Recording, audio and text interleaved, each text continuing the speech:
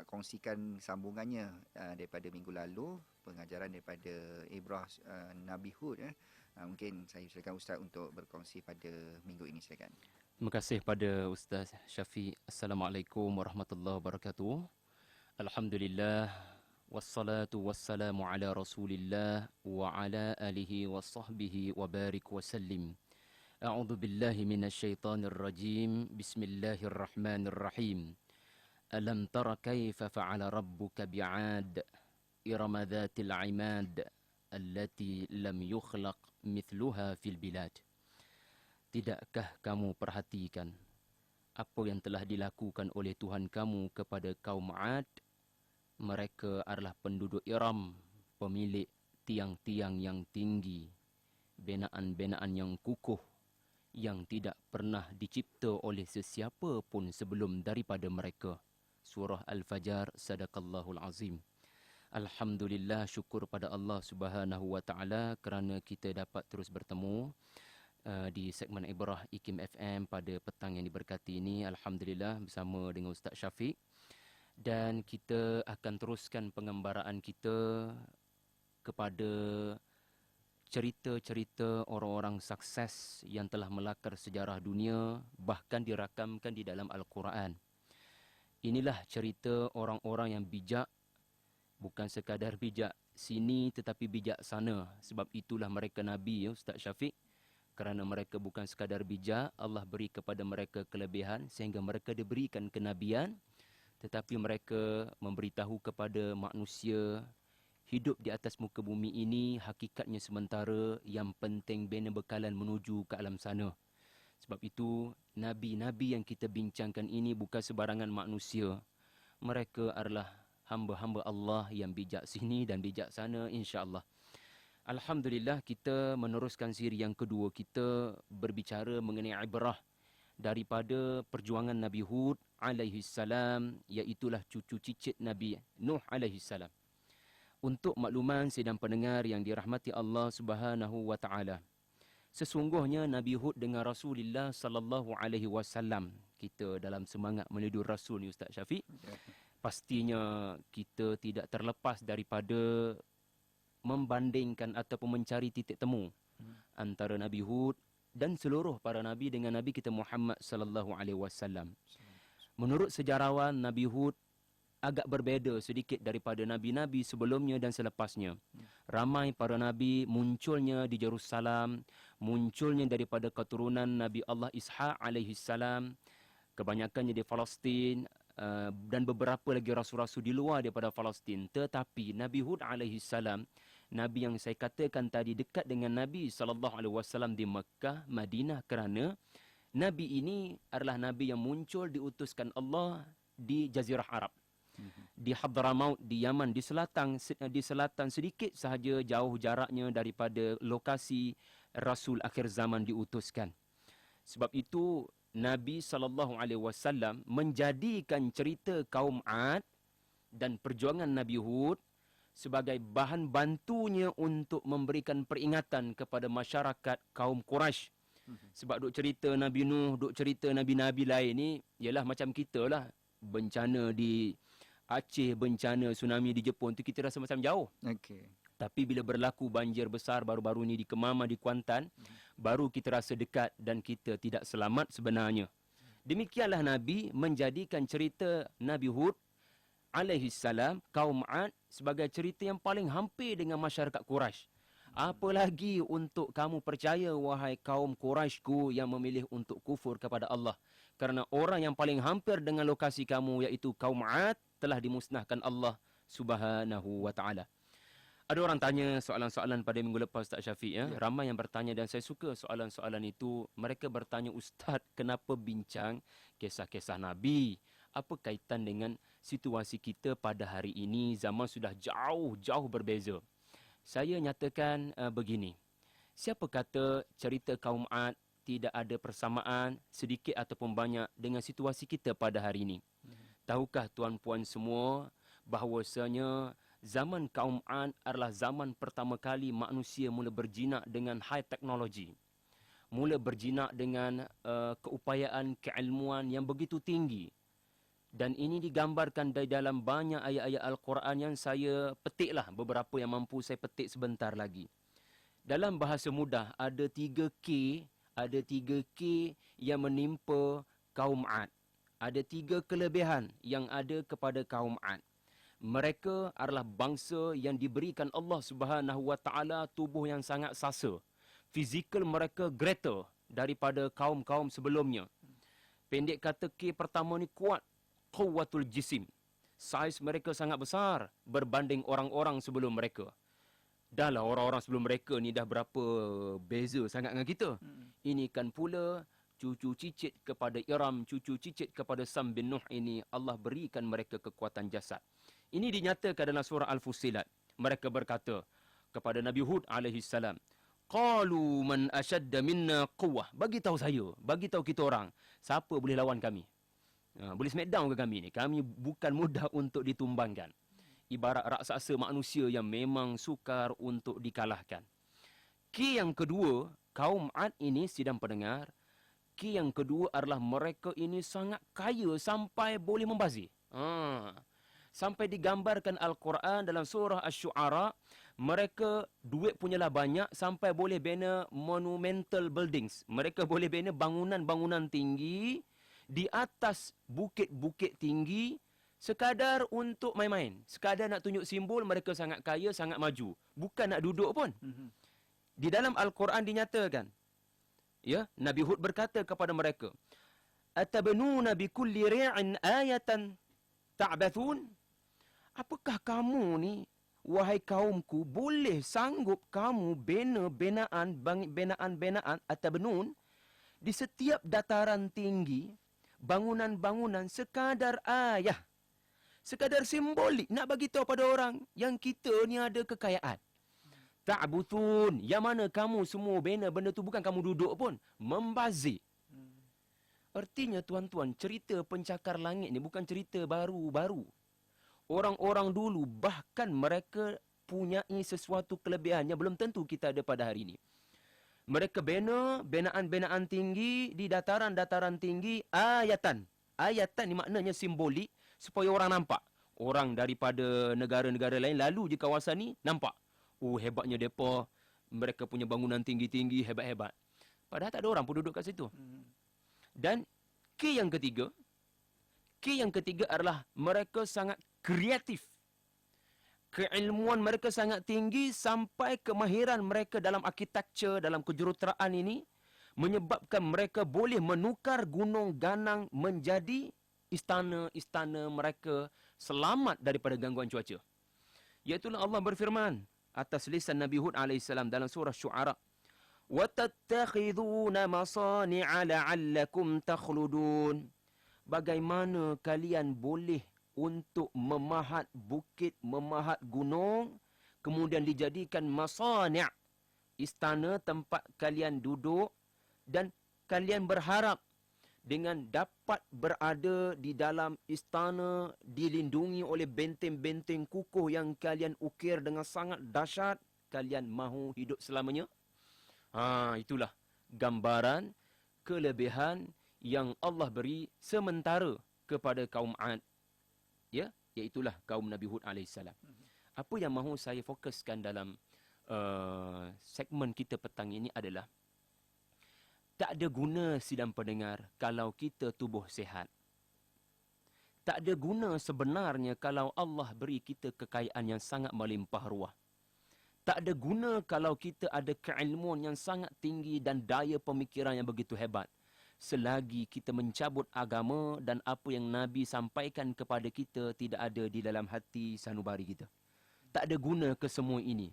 Kerana Allah telah menyatakan, ya, pandang, perhatikan, tolong tengok apa kesudahan cerita kaum Ad yang saya bacakan tadi. Saya nak tarik perhatian Ustaz Syafiq, ya.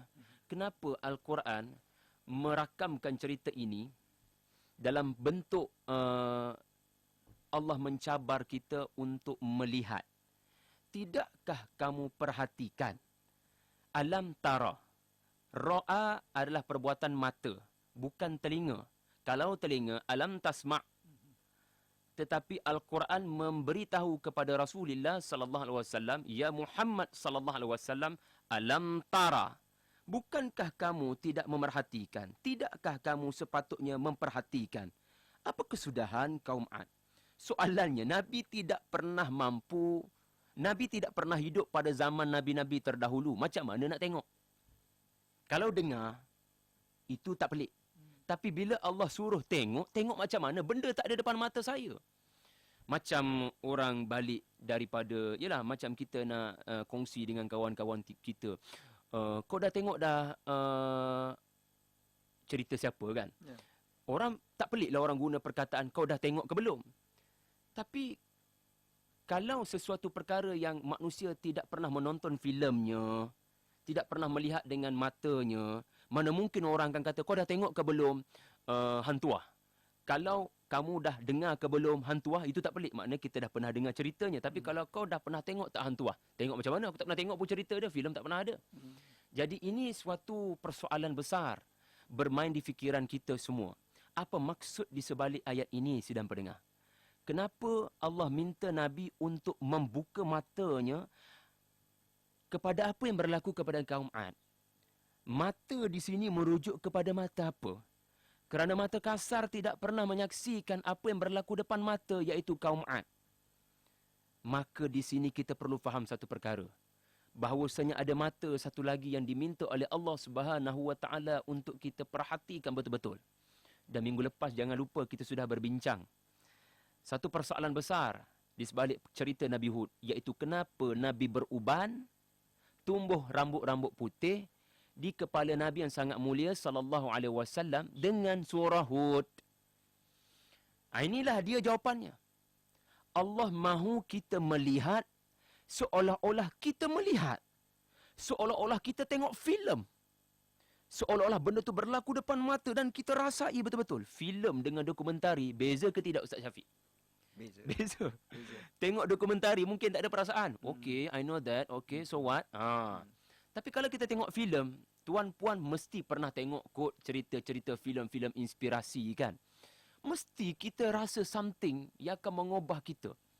Filem dia bukan dokumentari. Filem ni dia ada script writer dia.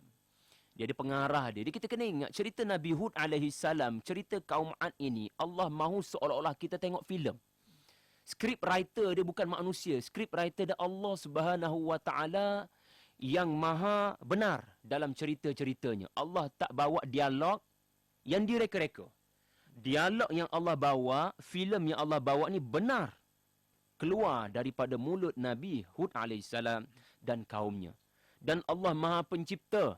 Maknanya filem ini ada tujuan, bukan profit tujuannya. Ini filem Allah tujuannya untuk mengembalikan manusia kepada tujuan penciptaan. Maka sebab itu saya tertarik kepada kata-kata para ulama. Mereka berkata cerita kaum Ad ni boleh selesai dalam 3 ayat je.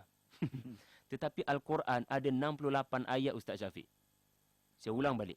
Cerita kaum Ad kalau nak diceritakan dengan sangat sempoi, dengan sangat mudah, ibarat subjek sejarah yang nak sampaikan kepada anak murid, 3 ayat dah selesai. Tapi Al-Quran ada 68 ayat dalam 10 surah. Kenapa?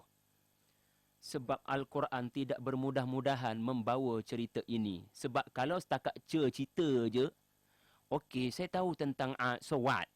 Apa kaitan dengan saya? Mentality ni kan ada pada kita kan. Okey, sejarah, so what? Apa kaitan? Tapi 68 ayat bukan sedikit sedang pendengar. Dan kebanyakannya uslub dialog. Bukan naratif punya penceritaan, maksudnya bukan dalam bentuk berita. Dia adalah dalam bentuk filem, saya boleh katakan macam tu. Kenapa saya katakan begitu sidang pendengar? 3 ayat ni mudah je kalau saya kaji Al-Quran mengenai cerita Ad ini, saya boleh simpulkan pada 3 ayat je kalau saya nak simpulkan dengan mudah. Dan mungkin ayah-ayah ibu-ibu di luar sana boleh tanyalah. Kalau anak minta cerita tentang Nabi Hud, apa kita nak cerita? Maybe 3 ayat ni je lah kita punya weapon kita. Pertama, Ad adalah kaum yang mampu membina bangunan tinggi dan menukar bukit bukau menjadi istana. Mereka telah berdusta kepada Nabi Hud yang telah diutuskan dan mereka telah dimusnahkan Allah dalam angin yang ditimpakan kepada mereka 7 malam 8 hari. Selesai. Full stop. Selesai dah Ustaz Syafiq. Tapi soalannya, did you feel anything? Ada kita rasa apa-apa daripada 3 patah ayat ni? Maka tak cukup. Maka Allah Subhanahu wa taala, ya, kita tak mampu kupas ya ke semua ayat-ayat ini, dan kita bukan kuliah tafsir ya sidang pendengar. Tetapi cukuplah dengan soalan yang saya timbulkan tadi. Alam tara. Tolong bayangkan betul-betul babak-babak ini. Baca dengan penuh kemahuan yang tinggi untuk mendalami. Seolah-olah kita sedang membayangkan peristiwa itu berlaku depan mata. Saya bagi contoh ya, saya bagi contoh. Satu ayat berbunyi dengan satu ayat lagi berbunyi begini. Ya, tuan puan boleh bandingkan ya. Ayat naratif dengan ayat dialog. Kenapa Al-Quran bila cerita tentang Nabi Hud, babak-babak dialog banyak ditontonkan kepada kita. Kerana isunya adalah isu ada kita rasa sesuatu. Contoh ayatnya begini Ustaz Syafiq. Ayat bahasa Melayu lah. Setiap kali disuruh solat, mamat seringkali berkasar dan menengking semula emaknya. Emaknya selalu mengingatkannya tentang bahaya anak derhaka. Derhaka pada Allah, ya, tak solat, dan derhaka pada mak. Okey, selesailah. Itu ayatnya Ustaz Syafiq. Sangat naratif, sangat berita. Okey. Bandingkan pula dengan ayat ni. Dia ada dialog dia. Berkata mamat pada maknya, mak ni tak habis-habis merepek. Saya duduk seronok main dengan kawan-kawan ni. Mak suruh saya solat. Apa saya dapat kalau saya solat awal waktu pun, mak? Mak nak bagi apa saya kalau saya solat awal? Saya taklah sebodoh mak. Tengok tu. Ada beza tak perasaan kita, emosi kita dalam 2 ayat tadi? Ayat pertama, okey, dia anak yang jahat, tapi apa kaitan dengan saya? Apa kaitan dengan, yalah, saya yang membacanya.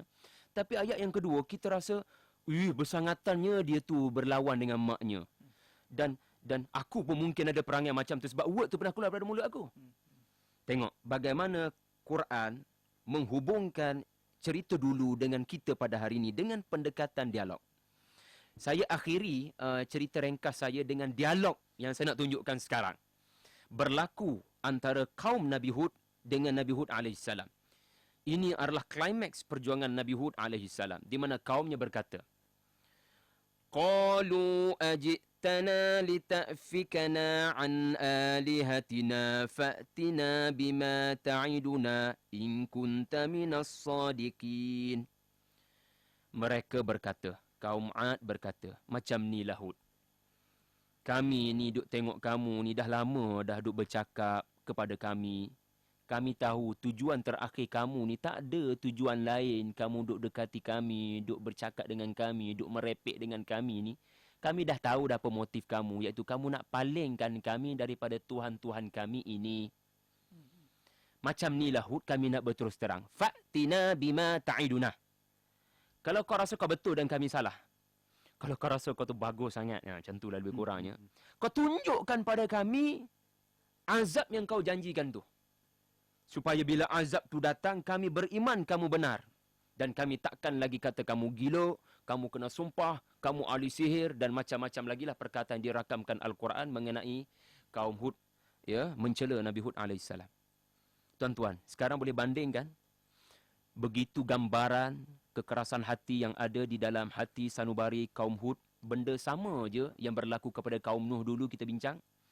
Mereka cabar Nabi Nuh, datangkan azab, sama je berlaku. Orang-orang kafir memang telah dimusnahkan dalam peristiwa banjir besar, tetapi syaitan tidak dimusnahkan Allah Subhanahu wa taala. Kita kena ingat benda tu. Banjir besar zaman Nabi Nuh memusnahkan orang-orang kafir, tapi syaitan tidak dimusnahkan. Syaitan menganggur sekejap antara Nabi Nuh sampai Nabi Hud, sampai je cucu cicit Nabi Nuh ni, mereka kembali dengan aksi mereka untuk menyesatkan, dan tidak ada kesesatan kecuali syirik. Jawapan Nabi Hud digambarkan dalam bentuk dialog juga. Qala innamal ilmu indallah wa uballighukum ma ursiltu bihi walakin arakum qauman tajhalun. Hud menjawab alaihissalam, baiklah, sesungguhnya aku mahu beritahu kamu azab yang kamu minta aku datangkan tadi, ilmunya itu hanya daripada Allah. Artinya Nabi Hud dia tak jawab, baik kau nak aku bawa azab, baik aku bawa pada kamu. Dia tak ada. Dia tak cepat melata dan dia tak cepat jawab dengan bentuk mukjizat. Nanti dulu. Dan aku sebenarnya datang kepadamu membawa apa yang tujuan aku diutuskan. Tetapi macam inilah Nabi Hud berkata. Dia pun macam nak buat kesimpulan dah. Aku tengok kamu ni, kesimpulan aku boleh buat, makin banyak kita berdebat, aku lihat kamu semakin bodoh. Makin hilang kewarasan akal. Arakum qauman tajhalun. Tuan-tuan sidang pendengar, kesimpulannya. Kaum Ad, kaum yang sangat kuat, sangat sihat. Kaum Ad, kaum yang sangat bijak sampai boleh bina bangunan pencakar langit. Kaum Ad, kaum yang sangat kaya sampai boleh bina binaan-binaan yang mereka tak perlu duduk pun. Tetapi hakikatnya mereka bodoh pada pandangan Nabi Hud AS kerana mereka tunduk kepada patung-patung yang mereka pahat dan ukir sendiri.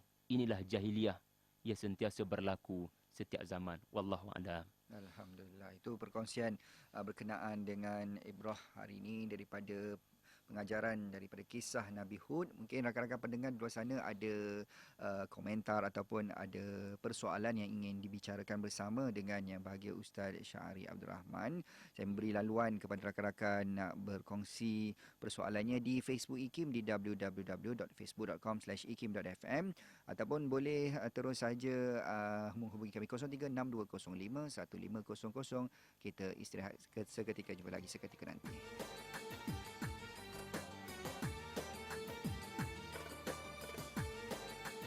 Terima kasih kerana terus bersama kami di Radio Institut Kefahaman Islam Malaysia. Kita nak raikan rakan-rakan pendengar yang menghubungi kami waktu ini. Assalamualaikum, siapa agak Italian? Assalamualaikum. Siapa namanya? Saya Muhammad Syarif.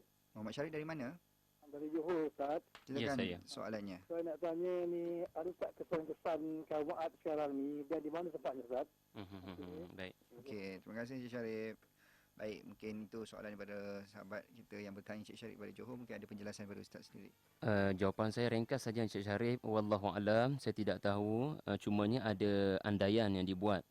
Berlakunya penemuan-penemuan tinggalan kaum Ad ataupun kaum Iram ini di lokasinya di sekitar Hadramaut, di sekitar selatan Jazirah Arab ataupun di Yaman dalam waktu sekarang. Iaitulah lokasi makam Nabi Hud AS pada waktu ini. Kalau ada kesempatan kita boleh ke sana, boleh melihat sendiri kerana menurut maklumat yang saya perolehi, tinggalan-tinggalan itu masih ada. Masih ada untuk menjadi peringatan kita. Wallahu a'lam. Okey, kita raikan rakan seterusnya. Assalamualaikum, sahabat Italian. Waalaikumsalam. Namanya? Ibu Yani dari Kepong Baru ingin bersama dengan Ustaz Syahri. Ya, Ibu Yani. Ya, silakan soalannya. Okey. Assalamualaikum Ustaz. Waalaikumsalam warahmatullahi. Ibu Yani mendapat soalan dari seorang sahabat ditujukan kepada Ustaz Syahri. Katanya jika seorang itu memang sudah memahami yakni dosa dan pahala dan apa itu Tuhan sudah faham semua mengenai itu, tapi masih bisa melakukan apa itu kejahilan dirilah, misalnya menganiaya diri ke apa begitu, apa yang salah di segi situ, apanya yang mesti perlu diperbaiki, Ustaz ya. Baik, itu saja soalnya. Assalamualaikum. Waalaikumsalam. Terima kasih Ibu Yani. Alhamdulillah Ibu Yani yang selalu menghubungi kita, dan kali ini soalan bukan daripada beliau. Dia membawa soalan daripada sahabat Ibu Yani. Terima kasih Ibu Yani. Allah Subhanahu wa taala membuka seluas-luas pintu kasih sayangnya. Inna rahmati wasi'at kulla syai'. Selagi hamba-hambanya berlaku dosa apa pun kecuali syirik kepada Tuhan. Sebab itu seluruh cerita-cerita Nabi fokusnya adalah kepada dosa syirik, dan itulah yang diperjuangkan oleh para Nabi supaya umatnya tidak kembali kepada menyembah selain daripada Allah, memuja selain daripada Allah. Maka soalan Ibu Yani, kalau ada kawan-kawan yang terbabit dalam dosa-dosa ataupun kembali terbabit di dalam dosa-dosa, percayalah selagi dosa itu bukan syirik, pintu rahmat Allah sentiasa terbuka. Yang penting kita mesti mempunyai kesungguhan kebencian kepada dosa yang berlaku dan keinginan yang kuat untuk bertaubat. Kalau kita hanya sebut di mulut astaghfirullah tetapi tidak ada kemahuan yang tinggi untuk berubah, kebencian yang kuat kepada dosa yang silap, belum tentu Allah menerima taubat kita dan tidak ada erti apa yang saya katakan tadi, kasih sayang Allah kepada kita. Okey, itu penjelasannya. Dan rakan-rakan lain boleh menghubungi kami waktu ini di 0362051500 ataupun rakan-rakan yang boleh terus longsori laman di Facebook di www.facebook.com/ikim.fm. Kita meraihkan seorang lagi pemanggil. Assalamualaikum. Assalamualaikum, sahabat talian. Assalamualaikum. Assalamualaikum warahmatullahi. Siapa namanya? Khairul. Hairul, silakan soalannya. Saya tanya Ustaz. Ya. Zaman Nabi Nuh alaihissalam, orang-orang yang kafir telah pun dibinasakan oleh Allah Ta'ala. Iya. Jadi bagaimana penyembahan berhala itu boleh berlaku kembali lepas orang kafir dah dibinasakan? Iya, iya. Tak jelaskan. Baik. Okey. Masya Allah. Baik, terima kasih Encik Hairul. Okey, terima kasih. Okey, Assalamualaikum. Terima kasih pada Cik Khairul yang bertanya. Tidak ada jawapan yang terbaik kecuali apa yang dirakamkan sendiri oleh lisan ataupun bibir Nabi Hud alaihissalam ketika berkata kepada kaum, "U'budallah ma lakum min ilahin ghairuh." Satu slogan, suatu laungan, suatu pernyataan prinsip perjuangan yang sama dengan Nabi Nuh alaihissalam. Dan Cik Khairi kalau rujuk cerita-cerita Nabi di dalam Al-Quran, sama je seluan para Nabi, iaitu mahu membersih dan memurnikan umatnya daripada syirik. Artinya penyembahan berhala itu sentiasa kembali. Sentiasa manusia ini dirasuk oleh syaitan untuk memilih selain daripada Allah yang sepatutnya mereka sembah. Kita tidak perlu pelik ya, kerana Allah memusnahkan orang-orang kafir selepas banjir besar. Tetapi Allah menguji manusia dengan tidak memusnahkan syaitan dan Al-Masih Ad-Dajjal. Syaitan sentiasa ada, kita tak nampak. Tetapi saya sudah pernah sebut hadis Nabi SAW, Dajjal dia akan muncul bermusim, menyesatkan kaumnya manusia tanpa disedari. Ya, dan Dajjal ini adalah manusia. Tetapi tanpa disedari manusia sedikit demi sedikit terheret melakukan bid'ah, yang bid'ah itu mengembalikan mereka kepada kekufuran, kesyirikan tanpa mereka sedari. Saya sudah pernah sebutkan dalam minggu lepas, dinyatakan dalam suatu tafsir bagaimana para cucu cicit anak Nabi Nuh ini telah membina berhala-berhala, niatnya baik untuk mengingatkan kaumnya supaya jangan kufur, tetapi pilihlah keimanan sebab ini adalah patung-patung orang-orang yang selamat di atas bahtera. Tetapi akhirnya generasi terkemudian mereka tidak faham sebagaimana bid'ah yang dimulakan oleh generasi yang pertama. Niat baik tapi tak kena dengan syariat Nabi pada waktu itu. Sebab itu ya, jangan letak patung dalam rumah kita.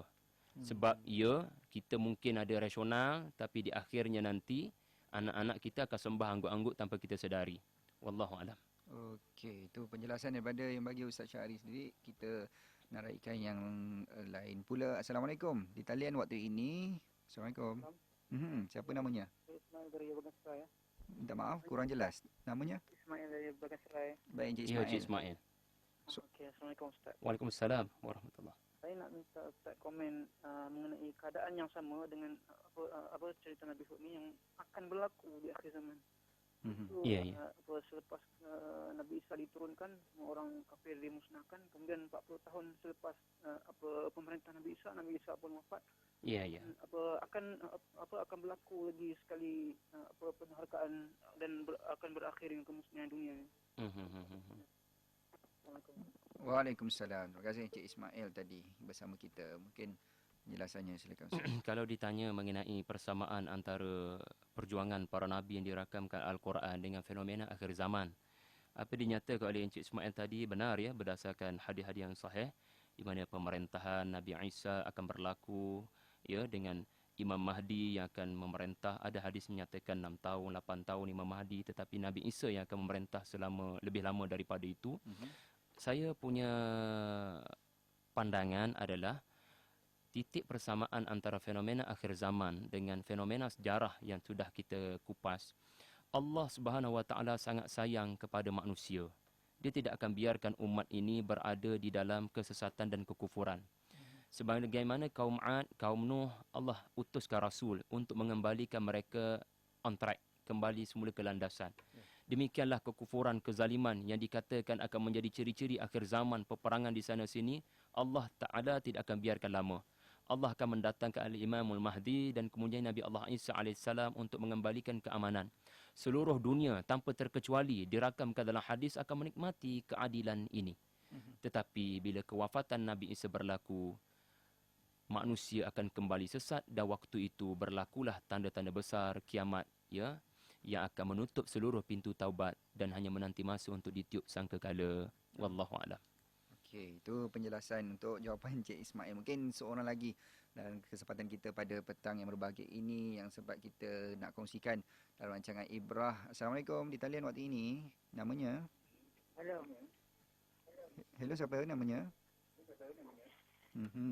Kalau boleh jauhkan daripada radio anda. Assalamualaikum, siapa di talian? Ya, salam. Saya Muhammad di sini. Baik, silakan Cik Muhammad. Dari mana? Ya, daripada Ceras. Ya, Cik Muhammad. Ya, saya ada buat panggilan minggu lepas. Ya, saya. Ya, pasal apa nama ni, saya ada sedikit error yang perlu diperbetulkan. Ya. Di mana yang saya tanya pasal saya bertemu dengan seorang atheist tu. Ya. Ya. And then di mana saya kata kita kena bagi dia kenal Allah dulu. Ya, betul. Tetapi ilmu kalau kita nak, maksudnya dari segi kita nak cukupkan ilmu di dada tu, benar. Tetapi kita boleh sampaikan apa yang termampu sebab Allah yang beri hidayah. Ya. Tak kira daripada apa yang kita bentangkan, walaupun dia atheist ke, dia lepas dia Buddhis. Yes. Dia Buddhism. Baik. Alhamdulillah. Dan juga saya yang tak apa ni, masih jahil lagi dalam ilmu. Allah. Dan saya nak tegur sikit, maksudnya dari segi banyak di majlis-majlis yang bagi saya lah pandangan peribadi saya yang tak really approach non-Muslim. Okey, baik. Maksudnya kisah Nabi dan kisah Prophet, semua Prophet daripada first until the end. Yes. Okey. Sebab atheist ni dia Allah bila nak bagi sesuatu pada orang non-atheist ke ataupun Buddhism ke whoever it is kan, dia tak kira siapa yang cukup ilmu di dada ke apa ke. Saya rasa banyak kita sebagai saya sendiri pun sebenarnya saya sendiri belum luas. Jadi saya nak minta pendapat daripada tuan lah yang akan beri komen. Terima kasih. Baik, terima kasih Encik Muhammad. Itu perkongsian ataupun pandangan daripada salah seorang pendengar kita. Mungkin ada penjelasan dan mungkin sebagai rumusan kita nak dapat pengajaran daripada Ibrah perbincangan kita pada hari ini tentang kisah Nabi Hud alaihissalam. Mungkin saya silakan Ustaz. Silakan. Terima kasih pada Cik Muhammad ya yang terus menghubungi Kim FM. Alhamdulillah beliau mahu pencerahannya lebih dan situasi beliau itu sangat saya anggap sebagai cabaran kepada kita semua. Di mana dakwah kita hanyalah bersekitaran kepada orang-orang Muslim. Ya, di manakah rasa kasih sayang kita kepada, ialah saya yang duduk di Batu Kif ni pun kan, rasa kasihan melihat teman-teman kita yang tidak menerima hidayah petunjuk ya untuk menyembah Tuhan yang menciptakan mereka. Jadi sedang pendengar, sama ada mereka etis maupun mereka Buddhis maupun siapa pun mereka, apa yang boleh saya kaitkan dengan Nabi Hud alaihissalam sebagai rumusan juga adalah mungkin ya kita mesti mengkemudiankan hujah mendahulukan ukhuwah.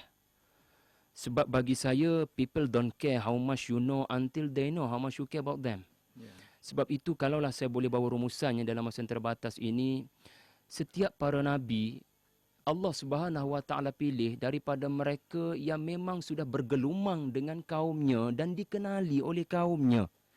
Kaumnya tidak pernah memanggil Nabi itu sebagai makhluk asing yang tiba-tiba muncul. Nabi Hud tidak pernah dikata kepadanya ini seseorang yang tiba-tiba menyorok, bersembunyi, beruzlah, lepas tu muncul nak beritahu tentang agama. No. Al-Quran menggambarkan di banyak ayat mengenai Nabi Hud dan banyak Nabi, iaitulah contoh ya saya bacakan daripada surah Al-Ahqaf ayat 21. وَذْكُرْ أَخَا عَادٍ إِذْ أَنْذَرَ قَوْمَهُ bil-ahqaf. Ingatlah mengenai suatu peristiwa saudara Ad. Tengok. Kaum Ad ada saudara.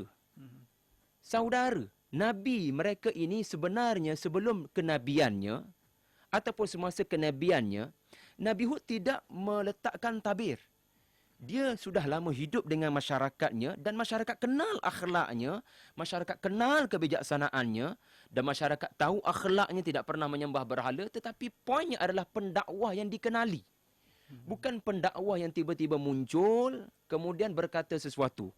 Sebab itu Nabi tidak dipilih daripada malaikat. Maka bagi saya, Encik Muhammad, biarlah kita ni ta'akhi. Jadikan diri kita ni, ambil masa sebulan, ambil masa 3 bulan untuk bersaudara dengannya. Lihat dia dengan penuh kasih sayang. Saya percaya dia akan kembali kepada agama bila dia lihat kita punya penampilan daripada apa yang kita kata. Tengoklah Ad, saudara Ad, iaitulah Hud ketika berkata. Ada hikmah, Syekh Qutb rahimahullah kata, Syekh Qutb menyatakan hikmah digunakan perkataan akha adin kerana nak beritahu Nabi Hud menjaga persaudaraannya dengan sangat betul-betul jaga dengan kaumnya. Sama ada sebelum kenabian maupun semasa kenabian. Ini prinsip tersirat yang kita perolehi daripada Nabi Hud. Dan sebenarnya Rasulullah SAW, saya tak ada masa, mungkin minggu depan saya boleh sebutkan nanti Nabi ketika remaja dikenali sebagai seorang remaja yang sangat inklusif, sangat menyertai remaja-remaja lain, dalam bahasa kita main futsal dan sebagainya lah, ya. Bukan someone yang eksklusif. Wallahu a'lam. Baik, itu yang sempat kita kongsikan pada minggu ini.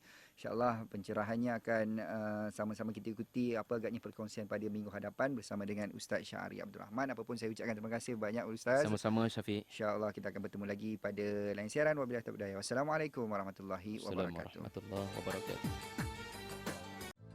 Andara qawmahu bil ahqaf wa qad khalatin nudur min bayni yadayhi wa min khalfih.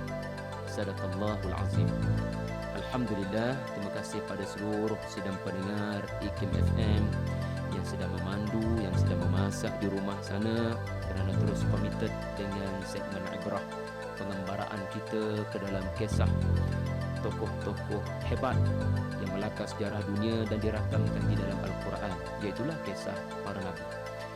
Masih kita ingat dalam siri pertama kita telah bersama mengetahui suatu perkara penyebab Rasulullah sallallahu alaihi wasallam menjadi berubat.